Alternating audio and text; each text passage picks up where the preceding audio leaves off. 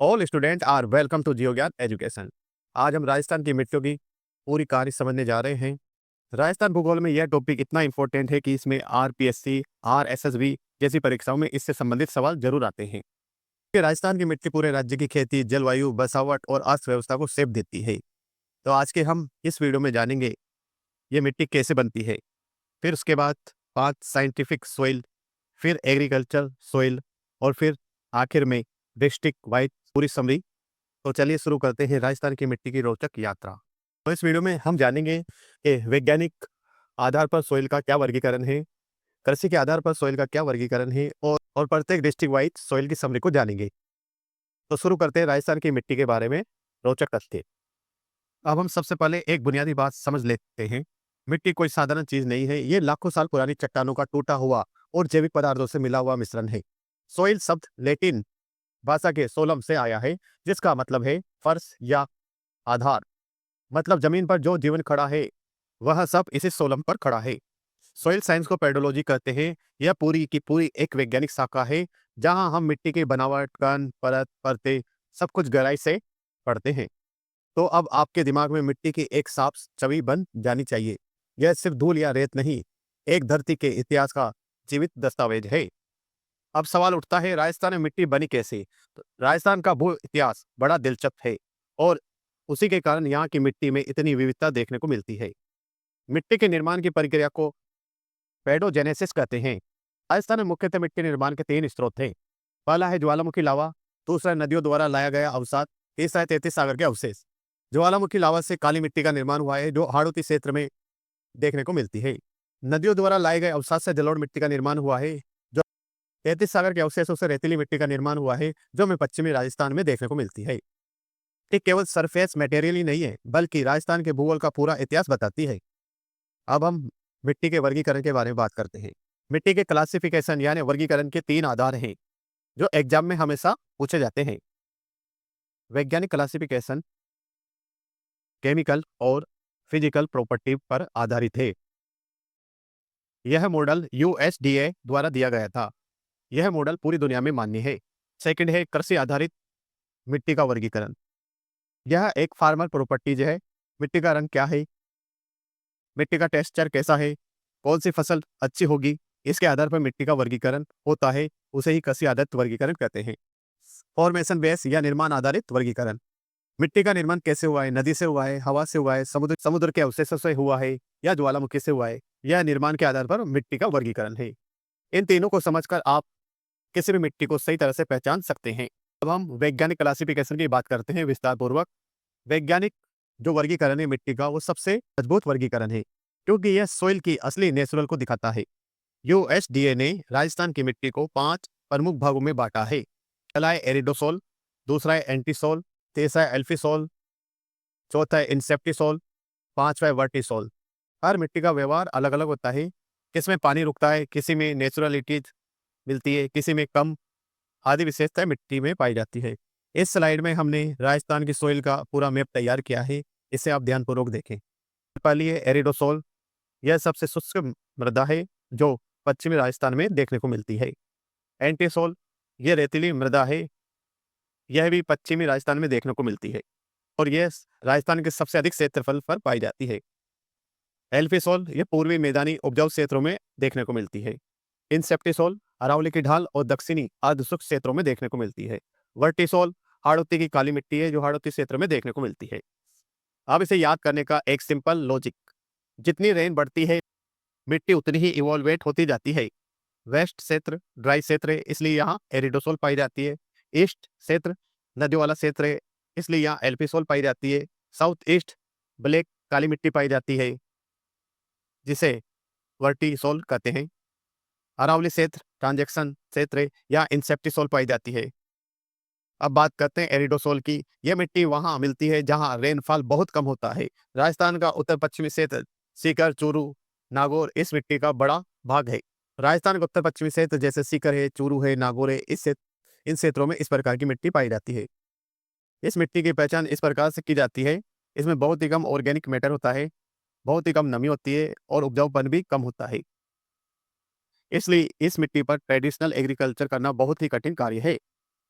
इस मिट्टी के लिए या इस मिट्टी वाले क्षेत्रों के लिए ड्रिप इरिगेशन, स्प्रिंकलर और कैनल इरिगेशन इस क्षेत्र में जीवन रेखा की तरह है। अब बात करते हैं एंटीसोल पर।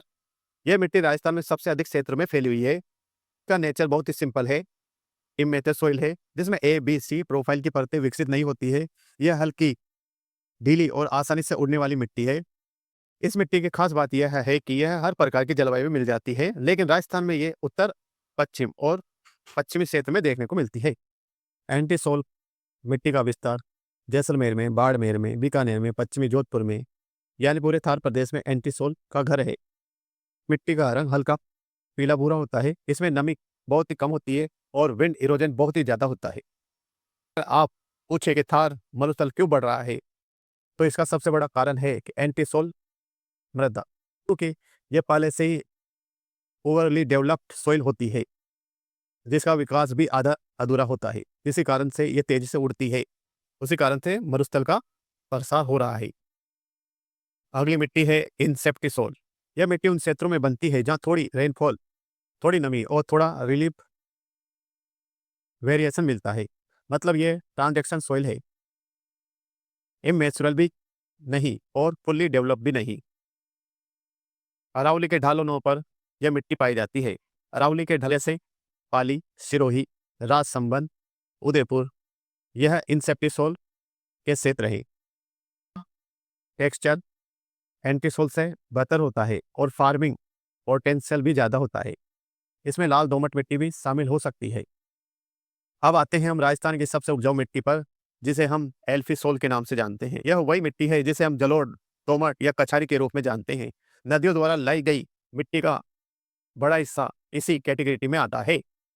यह मिट्टी खेती के लिए आइडियल है। और यह आइडियल क्यों है?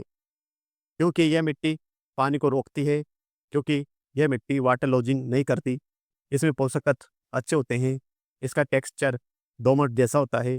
स्ट्रक्चर भी मजबूत होता है। इसलिए अलवर, भरतपुर, जयपुर, करौली और धौलपुर इस मिट्टी के क्षेत्र हैं। इन सब जिलों की कृषि इस मिट्टी पर टिकी हुई है। गेहूं, सरसों, जौ, चना, इन फसलों की पसंदीदा मिट्टी यही है। अब हम वर्टिसोल यानी काली मिट्टी या हाड़ौती की मिट्टी की बारे में बात करते हैं। राजस्थान में इसे देखने के लिए हमें हाड़ौती में जाना पड़ेगा। वो क्षेत्र है कोटा, बूंदी, बारा, झालावाड़। मिट्टी में सबसे बड़ी खास बात यह है क्ले कंटेंट। इसमें इतना ज़्यादा क्ले होता है कि ये मिट्टी बारिश में चिपक जाती है और गर्मियों में गहरी गहरी दरारें डाल देती है। इसलिए इसे सेल्फ प्लॉगिंग सॉइल भी कहते हैं, क्योंकि गर्मियों में जब मिट्टी फटती है तो वे खुद ही हल चलाने जैसी स्थिति पैदा कर देती है। यह मिट्टी खेती के लिए बहुत महत्वपूर्ण है, जिसमें कपास, सोयाबीन, अफीम, संतरा आदि फसलों की खेती की जाती है। कपास, सोयाबीन और अफीम और संतरा जैसी फसलों को पानी की जरूरत ज़्यादा होती है, तो इनके लिए वर्टिसोल एकदम परफेक्ट मृदा है। इस स्लाइड में आपको मैप दिखाई दे रहा होगा, उसको हमें ध्यानपूर्वक देखना है, जिससे आपको पूरे राजस्थान की मिट्टी के बारे में जानकारी मिल सके। बस इसे बार-बार आंखों से फॉलो करते रहें, देखते रहें। पश्चिम में एरिडोसोल, एंटीसोल, जहाँ पर पूरी डेजर्ट बेल्ट है। पूर्व में एल्फिसोल, उपजाऊ जलोढ़ मिट्टी। दक्षिण पूर्व में वर्टिसोल, काली मिट्टी। अरावली में इंसेप्टिसोल, ट्रांजेक्शन मिट्टी। एग्जाम में क्वेश्चन इसी में पर आधारित पूछे जाते हैं। राजस्थान में कौन सा क्षेत्र किस मिट्टी से ढका है, इस मैप को 10 सेकंड देखना है और दिमाग में सेट कर लेना है। अब हम साइंटिफिक अप्रोच से हटकर किसानों के नज़रिए से मिट्टी को देखेंगे। किसान को साइंटिफिक नामों की जरूरत नहीं होती। उसे ये जानना है मिट्टी में कौन सी फसल चलेगी, मिट्टी का रंग क्या बता रहा है, टेक्सचर कैसा है, पानी कितना रुकता है। इसी आधार पर कृषि वर्गीकरण किया जाता है और राजस्थान में ये बहुत इंपॉर्टेंट है, क्योंकि यहाँ एक ही राज्य में रेत, जलोढ़, काली, लाल, पीली 5-6 मिट्टियाँ मिल जाती है। कृषि वर्गीकरण रियल वर्ल्ड प्रैक्टिकल अंडरस्टैंडिंग देता है। राजस्थान की रेतीली मरुस्थली मिट्टी। राजस्थान की पहचान क्या है? थार मरुस्थल, और इसी मरुस्थल में मिट्टी है रेतीली मिट्टी। इसकी उत्पत्ति बड़ी दिलचस्प है। राजस्थान का पश्चिमी भाग कभी 33 सागर का हिस्सा हुआ करता था। तब यह सागर पीछे हटा तो मोटी रेत की परतें बन गई। यह मिट्टी काफी लूज होती है, हल्की होती है, जिससे उड़ जाती है। और पानी को रोक भी नहीं पाती। यह मिट्टी सबसे कम उपजाऊ होती है और इसमें सबसे कम वाटर रिटेंशन भी सबसे कम होता है। कैल्शियम ज़्यादा होता है, ऑर्गेनिक मैटर लगभग शून्य होता है। इस इस मिट्टी में खेती कठिन इसलिए है क्योंकि पसीने से ज़्यादा पानी हवा में उड़ जाता है। मिट्टी के हमें 3 प्रकार देखने को मिलते हैं और इस मिट्टी के प्रकारों से एग्जाम में हर साल क्वेश्चन आते हैं। रेविरेना सॉइल, यह श्री गंगानगर क्षेत्रों में गंगा नदी के निकट पाई जाती है। यह थोड़ी बेहतर फर्टिलिटी और थोड़ी नमी रोकती है। सेकंड है जिप्सीफेरस सॉइल, यह बीकानेर क्षेत्र में मिलती है। इसमें जिप्सम की परतें पाई जाती है। इनकी पहचान सफेद सी चमक से हो जाती है। तीसरी है साइरोजेक्स, जो नागौर पाली सीकर में मिलती है। इसे धूसर मरुस्थलीय मिट्टी भी कहते हैं। यह डेजर्ट और सेमी डेजर्ट के बीच की मिट्टी है। यह तीनों नाम बहुत ही इंपॉर्टेंट हैं, हमें याद रखना है क्योंकि यह राजस्थान की सॉइल आइडेंटिटी की डिटेल है। अब हम आते हैं भूरी रेतीली मिट्टी पर, जिसे ब्राउन सैंडी सॉइल कहते हैं। यह एक प्रकार की ट्रांजैक्शन सॉइल है। अरावली के पश्चिम में जो बागड़ क्षेत्र है, वही यह भूरी रेतीली मिट्टी देखने को मिलती है। इसकी विशेषता पोरस मिलता है। टेक्सचर हल्का रेतीला है, लेकिन रेत जितना कमजोर नहीं। नमी थोड़ी रुक जाती है। जलोढ़ मिट्टी, अब अगली है जलोढ़ मिट्टी। इस मिट्टी को किसानों का सोना कहते हैं क्योंकि यह नदी द्वारा लाई गई मिट्टी है जो फ्रेश और पूरी तरह से उपजाऊ है। दोमट, कछारी, काप, इन सब नामों से इस मिट्टी को जाना जाता है। नदियां अपने साथ मुहिम कर लाती है और इन्हें मैदानों में जमा करती है। ये अत्यंत उपजाऊ एलुवियल सॉइल बनाती है। इनमें ह्यूमस थोड़ी कम होती है, नाइट्रोजन कम होता है, लेकिन पोटास बहुत अधिक मात्रा में होता है, जो इसे बेहतर प्रोडक्टिव बनाता है। इसलिए राजस्थान में रबी के सीजन में गेहूं, जौ, सरसों, चना, सबकी जान यही मिट्टी है। जलोढ़ मिट्टी का वितरण और कृषि पूरे राजस्थान का पूरा मैदानी क्षेत्र जैसे अलवर, भरतपुर, धौलपुर, करौली, जयपुर, दौसा, टोंक में इस मिट्टी का विस्तार देखने को मिलता है। इस मिट्टी की सबसे बड़ी ताकत इसकी वाटर रिटेंशन कैपेसिटी होती है। ना तो पानी ज्यादा रुकता है और ना ही जल्दी निकलता है, बस परफेक्ट बैलेंस है। इस मिट्टी पर राजस्थान के अधिकांश खाद्य उत्पादन का आधार टिका हुआ है। अगली है मध्यम काली मिट्टी। काली मिट्टी की एक प्रकार का मध्यम काली मिट्टी है। काली मिट्टी का एक और प्रकार है जो जिसे हम मध्यम काली मिट्टी के नाम से जानते हैं। यह ज्वालामुखी के चट्टानों के टूटने से बनी है। इस मिट्टी का निर्माण बेसाल्ट लावा के वेदरिंग से हुआ है, यानी उसके अपरदन और अपक्षय से इसका निर्माण हुआ है। इसका रंग काला होता है। इसमें टाइटेनी फेरस और मैग्नेटिक नामक खनिज होता है। इस मिट्टी में बहुत ही फाइन पार्टिकल्स होते हैं, इसलिए यह मिट्टी पानी को अच्छे से पकड़ कर रखती है। कपास, तिलहन, दालें यहाँ के प्रमुख उत्पाद हैं। काली मिट्टी की खास बात यह है कि यह एक तरह से खुद ही टूटकर जुताई जैसी संरचना बना लेती है। राजस्थान में काली मिट्टी का मुख्य घर है हाड़ौती क्षेत्र, कोटा, बूंदी, बारा, झालावाड़ और दक्षिण में कुछ हिस्से जैसे बांसवाड़ा, डूंगरपुर भी काली मिट्टी देखने को मिलती है। इस मिट्टी में आयरन, एल्यूमिनियम अधिक पाए जाते हैं। सबसे महत्वपूर्ण इसकी वाटर रिटेंशन क्षमता, स्टैंडिंग है। इसी कारण नमी लंबे समय तक बनी रहती है और यही वजह है कि काली मिट्टी कॉटन बेल्ट कहलाती है।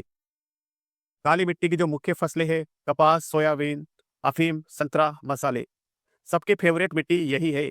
कृषि के हिसाब से यह मिट्टी हाई लेवल क्रॉप्स को सपोर्ट करती है। अगली है लाल लोमी मिट्टी। अब हम दक्षिणी राजस्थान की ओर चलते हैं, जहां लाल लोमी मिट्टी मिलती है। इस मिट्टी का रंग लाल आयरन ऑक्साइड के कारण होता है, यानी इसमें लोहा ज्यादा पाया जाता है। यह मिट्टी फाइन होती है और इसका टेक्सचर भी स्मूथ रहता है। यह बांसवाड़ा, डूंगरपुर, उदयपुर के दक्षिणी हिस्सों में, प्रतापगढ़ और सलुम्बर क्षेत्र में मिलती है। इस मिट्टी पर माही कंचन, माही धवल जैसी प्रसिद्ध मक्का किस्में विकसित हुई है। चावल की खेती भी बारिश वाले क्षेत्रों में यही होती है। दक्षिणी राजस्थान की कृषि इसी मिट्टी पर टिकी है। राजस्थान की एक बहुत इंटरेस्टिंग मिट्टी पर आते हैं, जो है लाल पीली मिट्टी। यह मिट्टी अपने रंग से ही पहचानी जाती है। इसका रंग लाल रंग होता है, जो आयरन ऑक्साइड के कारण होता है। जब आयरन ऑक्साइड आई रेड होता है तो मिट्टी पीली दिखाई देती है। यह मिट्टी उन क्षेत्रों में मिलती है जहां पुरानी क्रिस्टल रॉक्स है, जैसे ग्रेनाइट, जेनिस और सिस्ट टूट टूट कर महीन कणों में बदल जाती है। राजस्थान में यह मिट्टी सवाई माधोपुर, अजमेर, सिरोही, टोंक के पश्चिमी भागों में दिखाई देती है। इस मिट्टी की बहुत बड़ी कमी यह है कि इसमें नमी धारण करने की क्षमता बहुत ही कम है, यानी पानी जल्दी नीचे उतर जाता है, इसलिए इसमें इरिगेशन यानी सिंचाई की आवश्यकता पड़ती है। इस मिट्टी में सिंचाई होने पर खेती अच्छी होती है। यह मिट्टी ट्रांजैक्शन सॉइल है, ना तो बहुत ज़्यादा उपजाऊ और ना बहुत ही कम उपजाऊ। अब आते हैं हम लवणीय मिट्टी पर। लवणीय मिट्टी एक प्रकार से समस्या वाली मिट्टी होती है। इसमें लवणीय और क्षारीयता की मात्रा होती है। लवणीय मिट्टी का लोकल यानी स्थानीय नाम रेह है, कलर, ऊसर होता है। इस मिट्टी में पानी सतह के नीचे चला जाता है। इससे इस मिट्टी में लवणीयता की मात्रा बढ़ जाती है। ऊपर की ओर चढ़कर सतह पर जमा हो जाते हैं। यही साल्ट क्रस्ट इस मिट्टी को खराब कर देती है। इसका पीएच मान 8.5 से ऊपर होता है, यानी यह अल्काइन प्रकार की सॉइल होती है। इस मिट्टी में पौधे ठीक से न्यूट्रिएंट नहीं ले पाते, इसलिए इसका सुधार करना जरूरी है।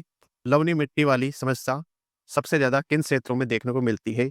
वो है पचपदरा, बालोतरा जो बाड़मेर में है, गंगानगर, हनुमानगढ़, बीकानेर, नागौर, डेडवाना, कुचावन। यहाँ पानी खारा है और वाष्पीकरण बहुत तेजी से होता है और ड्रेनेज सिस्टम भी बहुत कमजोर है, इसलिए साल्ट सतह पर जमा हो जाता है। यही कारण है इन क्षेत्रों में जिप्सम का प्रयोग कर सॉइल ट्रीटमेंट किया जाता है। जिप्सम लवणीयता को नेचुरल करता है और मिट्टी को प्रोडक्टिव बनाता है। अब हम आते हैं पर्वतीय मिट्टी पर। पर्वतीय मिट्टी हमें अरावली क्षेत्रों में देखने को मिलती है, जिसे हम हिल सॉइल या लिथो सॉइल भी कहते हैं। यह मिट्टी रोकी होती है। यह मिट्टी हमें उदयपुर, सिरोही, पाली, राजसमंद, अजमेर इन क्षेत्रों में इस मिट्टी में खेती करना बहुत ही कठिन है, क्योंकि सॉइल डेप्थ कम है, वाटर रिटेंशन भी कम है। यह मिट्टी वनस्पति के लिए परफेक्ट होती है। यह स्लाइड बहुत इंपॉर्टेंट है, क्योंकि यह स्लाइड आपको कॉन्सेप्ट क्लेरिफिकेशन की ओर ले जाएगी। सिंपल रूल याद रखना है आपको। कण जितने छोटे होंगे पानी उतना ही ज्यादा रुकेगा, वाटर रिटेंशन ऑर्डर होगा। काली मिट्टी जिसे वर्टिसोल बोलते हैं सबसे ज्यादा, एल्फिसोल जिसे जलोढ़ मिट्टी बोलते हैं सेकंड नंबर पे, इंसेप्टिसोल थर्ड नंबर पे और सैंडिसोल सबसे कम। इस रूल को आप हर मिट्टी पर अप्लाई कर सकते हैं। जिसके कण बड़े होंगे तो कण कम होंगे, इसलिए वो पानी को नहीं रोक पाएगा। जिसके कण सबसे ज़्यादा छोटे होंगे वो पानी को ज़्यादा देर रोक पाएगा, इसलिए काली मिट्टी सबसे अधिक पानी को रोक सकती है। अब हम उपजाऊपन की बात करते हैं। सबसे अधिक उपजाऊ मिट्टी होती है जलोढ़ मिट्टी, क्योंकि यह सबसे नई मिट्टी होती है कि फ्रेश अवसाद से बनती है। इसमें न्यूट्रेंट अच्छे होते हैं। सबसे कम उपजाऊ होती है रेतीली मिट्टी, क्योंकि इसमें हुमस कम होते हैं, नाइट्रोजन भी कम होती है और पानी भी नहीं रुकता। राजस्थान की अधिकांश मिट्टी में नाइट्रोजन की कमी मिलती है, इसलिए यहाँ उर्वरक का उपयोग किया जाता है। ऑर्गेनिक मटेरियल भी राजस्थान की मिट्टियों में कम होता है, इसलिए कंपोस्ट ग्रीन मैन्यूरिंग बहुत इफेक्टिव होती है। मिट्टी की समस्याएं। राजस्थान की सॉइल में अनेक तरह की समस्याएं पाई जाती है, जैसे सेम की समस्या, सर्वाधिक सिंचाई, खराब ड्रेनेज के कारण खेत दलदली हो जाते हैं, जैसे कि गंगानगर, हनुमानगढ़ बेल्ट में यह समस्या सबसे आम बात है। इसका उपचार है यूकेलिप्टस, ड्रेनेज सिस्टम पर ध्यान देना और उसे कंट्रोल और सिंचाई की जो व्यवस्था है उसे नियंत्रित करना। दूसरी समस्या है लवणीयता या क्षारीयता की समस्या। खारे पानी के कारण साल्ट क्रस्ट जमा हो जाती है। उपचार है gypsum, rock phosphate, green manuring, proper drainage system. अगली समस्या है मृदा अपरदन, जो सबसे अधिक पश्चिमी राजस्थान में देखने को मिलता है। और उसके बाद पानी द्वारा मृदा का जो अपरदन है वो चंबल क्षेत्र या चंबल नदी क्षेत्रों में देखने को मिलता है। यह राजस्थान की सबसे बड़ी इकोलॉजिकल चुनौती है। यह स्लाइड आपके लिए एग्जाम बूस्टर का कार्य करेगी। कुछ बिंदु हैं जिन्हें आप सीधा याद रख सकते हैं। लाल काली मिश्रित मिट्टी सिर्फ प्रतापगढ़, चित्तौड़, बांसवाड़ा में मिलती है। अम्लीय मिट्टी नीचे, पीएच मान 7 से नीचे, और इसको सही करने के लिए लाइम का उपयोग किया जाता है, यानी चूने का उपयोग किया जाता है। सारिता 7 से ऊपर पीएच मान वाली सारिता होती है। सारिता की समस्या को दूर करने के लिए जिप्सम का उपयोग किया जाता है। गग्गर क्षेत्र में भूरी रेतीली कछारी मिट्टी देखने को मिलती है। बीकानेर में जिप्सम फेरस सॉइल है। यह स्लाइड पूरा रिवीजन चार्ट है। जिलों और उनकी मिट्टी एकदम मैच द फॉलो फॉर्मेट में। उदाहरण के लिए नगर, हनुमानगढ़ जिसमें जलोढ़ मिट्टी, रेवरीना और सेम समस्या। बीकानेर जैसलमेर रेतीली जिप्सी फेरस। जोधपुर बाड़मेर मरुस्थली लवणीयता की समस्या। नागौर सीकर शेखावटी सीरो जेम्स लवनाते की समस्या। दक्षिणी पूर्वी जिलों डूंगरपुर, उदयपुर, बांसवाड़ा लाल लोमी पर्वतीय मिट्टी। कोटा बूंदी झालावाड़ काली मिट्टी।